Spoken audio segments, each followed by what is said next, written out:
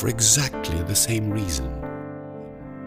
Pinabulaan na naman ng PCSO na isa sila sa mga ahensya na pinanggagalingan ng tulong pinansyal ng pamahalaan. Samantala, hinamon na naman ni Senador Samantala, ipinaliwanag ngayon ng mga opisyal ng DOLE at CHED ang joint guidelines kaugnay ng pagpapatupad ng... Samantala, may pisong dagdag ang pinatupad ng... We begin in the province of Maguindanao, where President Aquino personally witnessed a historic...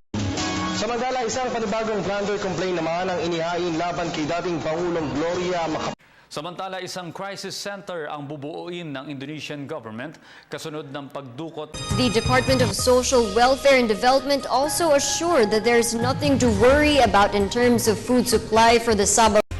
The Senate will start plenary deliberation on the proposed 2.606 trillion peso national budget. Samantala, ang inaugurasyon ni Vice President-elect Leni Robredo magiging simple lamang umano. Panunumpa ng magiging bagong pangalawang Pangulo, gaganapin. Almighty God, our Father, bless this wonderful nation. Protect us from physical and spiritual war, from fear and confusion, from separation and division.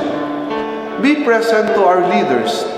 Give them wisdom and courage, affection and compassion, as they ponder decisions affecting peace of its people.